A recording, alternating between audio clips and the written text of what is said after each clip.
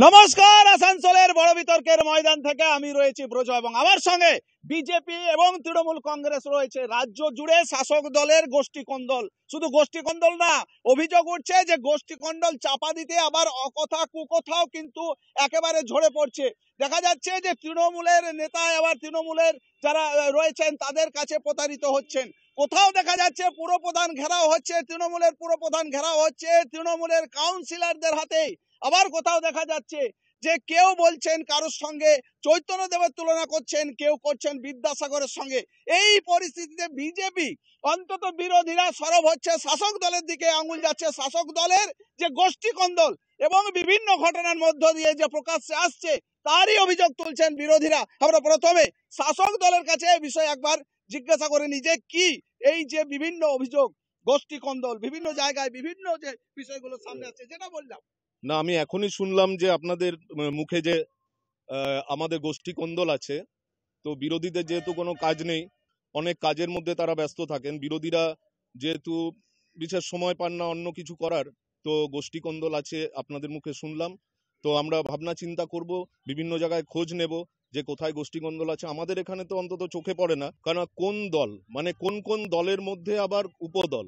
তো এই জিনিসগুলি বন্ধ হওয়া উচিত যদিও থাকে কোনো দলে, কারণ আমাদের সবাই কিন্তু এখানে যারা আছি উপস্থিত তারা যেমন লোকালে, আমরা সবাই কিন্তু প্রথমে চিন্তা করব বার্নপুরের উন্নয়ন নিয়ে। যে কোনো দলেরই যারা আছেন, আমার সামনে যারা আছেন, এই মুহূর্তে আমাদের কাছে আপনাদের মুখ থেকেই গোষ্ঠীকন্দল শুনছে শাসক দলের নেতারা। কি বলছেন আজকে তৃণমূল কংগ্রেস যে গোষ্ঠীদ্বন্দ্বতে জড়িত সেটা আমরা দেখেছি টিভির পর্দায়। মেদিনীপুরের পুরো প্রধানকে তার দলের কাউন্সিলররা ঘেরাও করছে। এটা চিন্তা করুন, পঞ্চায়েতের প্রধানকে পঞ্চায়েত সমিতির লোকরা ঘেরাও করছে, আর তারা বলছে আজকে তারা গোষ্ঠীকন্দলে পুরো জড়িত, তাদের কাছে কিছু বলার নেই, তাই তারা ভুলভাল বলতে চাইছে। আজকে আমাদের পশ্চিমবাংলার শিক্ষামন্ত্রী কি বলছে? পশ্চিমবাংলার শিক্ষামন্ত্রী বলছে যে আসছি একবার শাসক দলের কাছে উত্তর নেবো। আপনাদের বললে এখনই বললো যেখানে বিজেপির গোষ্ঠীদ্বন্দ্ব নেই কে বললো? প্রতিটি জায়গাতে গোষ্ঠীদ্বন্দ্ব রয়েছে। কিছুদিন আগে বাঁকুড়ায় সুভাষ সরকারকে তালা বন্ধ করে দিয়েছে অফিসে। যখন তৃণমূল কংগ্রেসের কাছে কোনো কথা বলার নেই তখন উন্নয়নের কথা বলছে। আজকে আমাদের শিক্ষামন্ত্রী পশ্চিমবাংলার, তিনি মমতা ব্যানার্জিকে চৈতন্য দেবের সাথে তুলনা করছেন, কারণ তারা গোষ্ঠী কন্দলে জড়িত। তারা সারাদিন চুরি ছাড়া আর কিছু করেন না, ওই জন্য তাদের কাছে কোনো টপিক নেই। ওই জন্য তারা আজকে আমাদের হাবিবুর রহমানকে তাকে বিদ্যাসাগরের সাথে তুলনা করছেন, পাগলের মতো কথা বলছে। আজকে আমাদের রাজ্য, আমি উনাদের জিজ্ঞেস করতে চাই যে ভাটপাড়াতে অর্জুন সিং ভার্সেস সোমনাথ শ্যামের এটা কি ভালোবাসা হচ্ছে কি গোষ্ঠীদ্বন্দ্ব হচ্ছে? ভাটপাড়ায় অর্জুন সিংহ কিছুদিন আগে বিজেপিতেই ছিল, ঠিক আছে, তিনি এসছেন। না আপনাদের গোষ্ঠীদ্বন্দ্ব আপনাদের পদে আছে, আপনাদের কে বিজেপিতে আছে আর কে বিজেপিতে নেই সেটাই তো বড় প্রশ্ন। সব সেখানে নেই তো। আপনাদের যারা বড় বড় পদে আছে দেখুন, একটু আমাদের এখানে থেকে আরম্ভ করে আমাদের রাজ্য পর্যন্ত প্রত্যেকজনই কিন্তু আমাদের তৃণমূলেরই। শুভেন্দু অধিকারী কোন দলের? আজকে যে বিরোধী দলনেতা বিজেপির যারা পুরনো কর্মী তাদের মাথায় বাবা হয়ে আছে শুভেন্দু অধিকারী, এটাই তৃণমূলের গর্ব।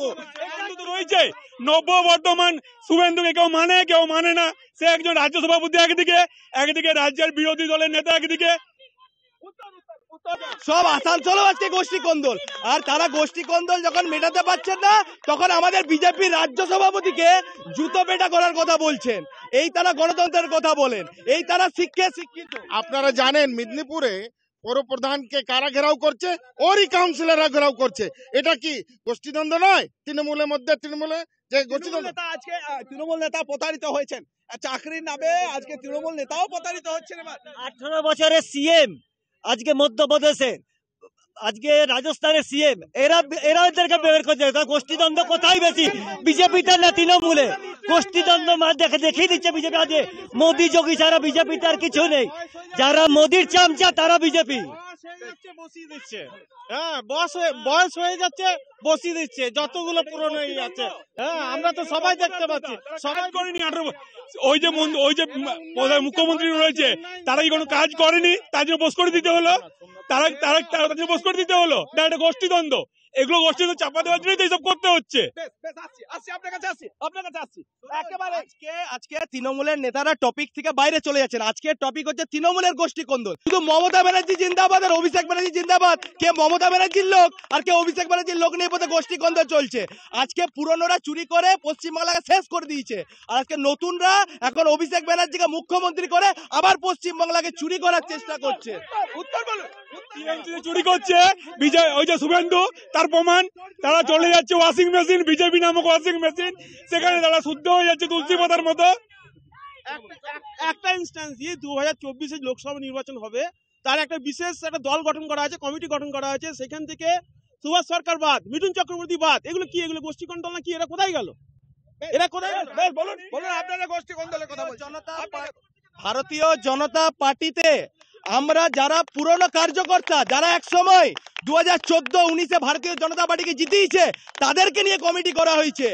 আমাদের মিঠুন চক্রবর্তীরা ওনারাও আমাদের সাথেই আছেন। আমাদের দলে তাদের সিনিয়রদেরকে সম্মান দেওয়া হয়েছে। তারা মাঠে নেমে এখন কাজ করতে পারবে না, তাদেরকে সম্মান দেওয়া হয়েছে। আমাদের দল কোনোদিন গোষ্ঠী কোন্দল করে না, সবাইকে নিয়ে একসাথে কাজ করছে।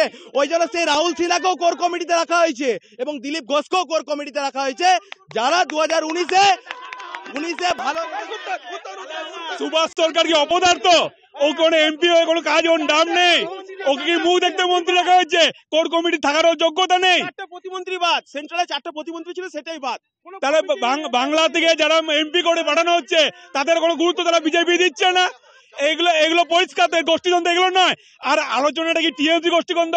বিজেপির গোষ্ঠীদ্বন্দ্ব প্রতি পদে পদে রয়েছে, বরঞ্চ টিএমসি নেই। কারণ এখানে একজনই মুখ্যমন্ত্রী, একজনই সর্বেসর্বা, তিনি হচ্ছেন আমাদের জননেত্রী মমতা বন্দ্যোপাধ্যায়। আমরা তার অনুগামী, আমরা তার পথ দিয়েই চলি, তার দেখানো পথেই চলি। আমাদের পার্টিতে, আমাদের ভারতীয় জনতা পার্টিতে এক ব্যক্তি এক পদ, এক ব্যক্তি এক পদ। আমাদের তৃণমূল কংগ্রেসের মতো নয় আমাদের দল, যে নিজেই জেলা সভাপতি, নিজেই মেয়র, নিজেই এমএলএ, নিজেই সব। আমাদের ভারতীয় জনতা পার্টিতে এক ব্যক্তি এক পদ। মন্ত্রীরা মন্ত্রীদের মতো দেখবে, আর সাধারণ সম্পাদক ভাইস প্রেসিডেন্টরা সংগঠনের কাজ দেখবে।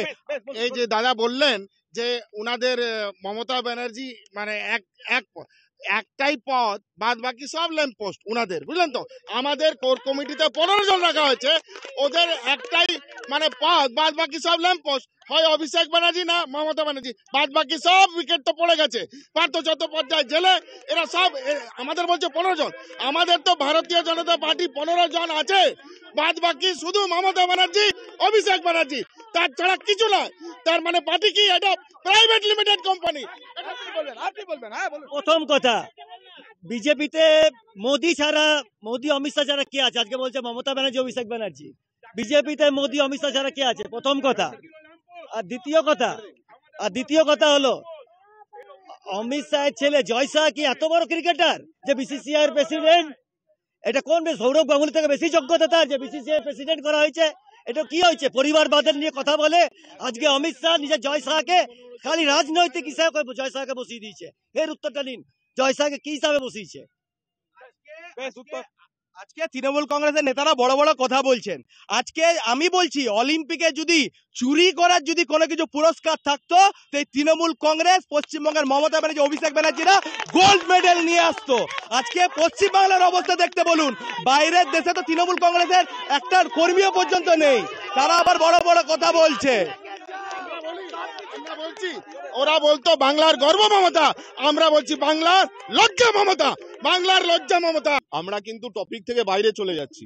আমার প্রশ্ন হলো, লালকৃষ্ণ আদবানি বা মুরলী মনোহর যোশীকে কি আপনারা কি যোগ্য সম্মান দিয়েছেন? তাদের কেন ভোটে লড়তে দেওয়া হলো না? আমরা উদাহরণ দিলাম, কিন্তু সেই টপিক থেকে চলে আমি দাদার প্রশ্নের উত্তরটা দিই।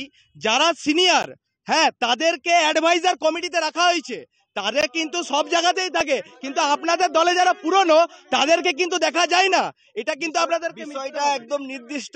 আমাদের দলে কিন্তু কখনোই তাল গাছের মাথা দুটো এক নয়, কিন্তু তৃণমূলের তাল গাছের মাথা মমতা এবং ভাইপো, পিসি এবং ভাইপো দুটো দুদিকে, তাদের শিকড়ও আলাদা হয়ে গেছে।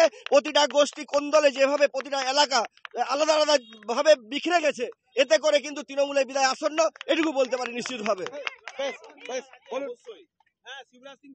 এই তর্ক চলতে থাকবে, আধ ঘন্টা কেন 30 ঘন্টা হলেও চলবে, কিন্তু বক্তব্য হলো ওদের যেমন আছে আমাদের নেই। আমি তো বললামই যে আমরা শুনিনি যে আমাদের দ্বন্দ্ব আছে, কিন্তু এই লোকাল থেকে আরম্ভ করে রাজ্য অবধি কি পরিমাণে গোষ্ঠীদ্বন্দ্ব কালকেই আপনি দেখবেন। আপনাদের বিভিন্ন চ্যানেলে কিন্তু দেখিয়েছে, যেখানে অমিত শাহ না না না না না না সেটা বললে কি করে হয়? তাহলে আমরা কি বলবো আমাদের গোষ্ঠীদ্বন্দ্ব নিয়ে? তো সেখানে বিষ্ণুপুর বাঁকুড়াতে দেখুন কালকেও হচ্ছে। আচ্ছা, কালকে বিষ্ণুপুর বা বাঁকুড়াতে কি হয়েছে? আমি তো ওটাই প্রশ্ন করছি, কালকে বিষ্ণুপুর বা বাঁকুড়াতে কয়েকদিন আগেই যে হলো আমাদের সুভাষ সরকারকে যে তালা বন্ধ করে রাখলো, ওটা কি গোষ্ঠীদ্বন্দ্ব নয়? ওটা কি গোষ্ঠীদ্বন্দ্ব নয়? এটুকু নিশ্চিত, যেভাবে তৃণমূলের জায়গায় জায়গায় বোমা গুলি আমরা দেখেছি, ব্যালট নিয়ে পালিয়ে যাচ্ছে ব্যালট, সেখানেও অভিষেক ব্যানার্জি যেভাবে বাংলায় কিছুদিন ধরে ঘুরছিলেন, যেভাবে পঞ্চায়েত ভোটের আগে ঘুরে ঘুরে যেভাবে প্রার্থী চয়ন করছিলেন, সেখানেও আমরা দেখেছি তৃণমূলের গোষ্ঠীদ্বন্দ্ব, কিভাবে ব্যালটের বাক্স পর্যন্ত তারা তুলে নিয়ে। যে সুভাষ সরকারের কথাটা বলা হলো সেটা মিথ্যা না সত্যি বলুন। আপনি চলে এলেন বোমাতে, আপনি চলে এলেন গুলিতে।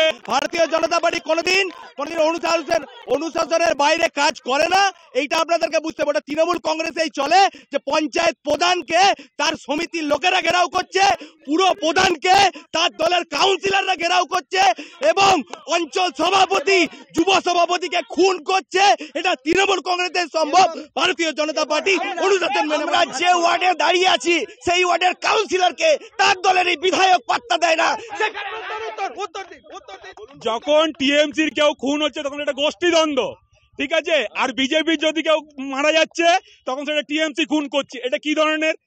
ঠিক আছে, তারা মনে করছে টিএমসির লোক, ওর একটা পার্টি অফিস যেটা বাঁকুড়া, সেটা বিজেপির জেলা অফিস, সেখানে যে টিএমসি লোক যে পার্টি ইয়ে করে দিচ্ছে, বন্ধ করে দিচ্ছে, তাহলে কি সংগঠন তাদের? তাদের কিছু সংগঠনই নেই।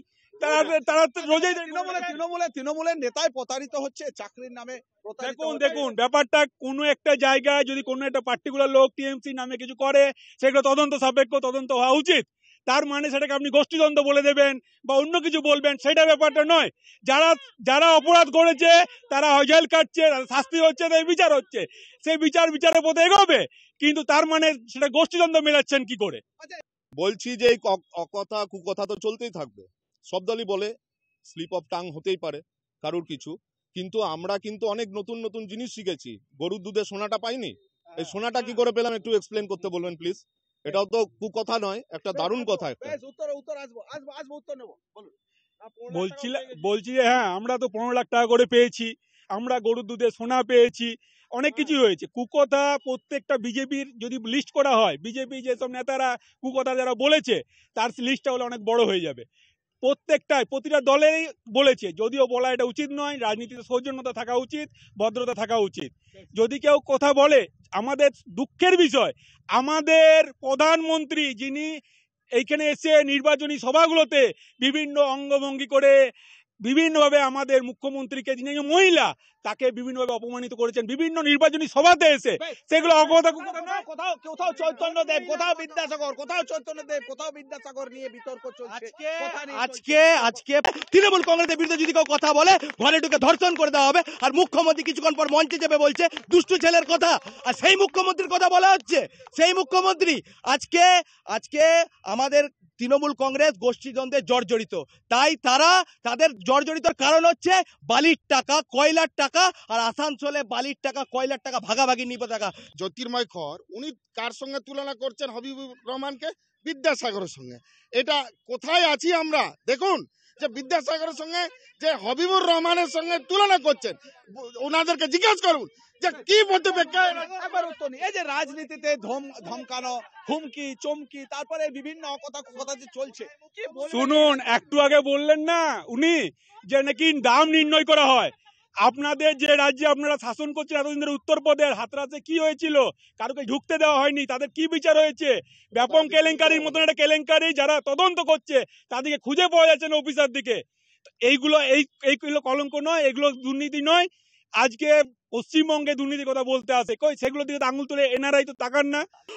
আমি জানিয়ে রাখি, বিবেকানন্দ বলেছেন অর্থ না বুঝে মানে না বুঝে গীতা পাঠ অপেক্ষা ফুটবল খেলা ভালো। উনি কখনোই বলেননি গীতা পাঠ অপেক্ষা ফুটবল খেলা ভালো, উনি বলেছেন মানে না বুঝে ফুটবল খেলা ভালো, মানে না বুঝে। আজকে তৃণমূল কংগ্রেসের দাদা উত্তরপ্রদেশের কথা বললেন। আমি বলে দিই, উত্তরপ্রদেশে যদি কোনো নারী ধর্ষিত হয় তার উপরে উত্তরপ্রদেশ সরকার কড়া পদক্ষেপ নেয়, কিন্তু পশ্চিমবাংলায় পদক্ষেপ নেওয়া হয় না।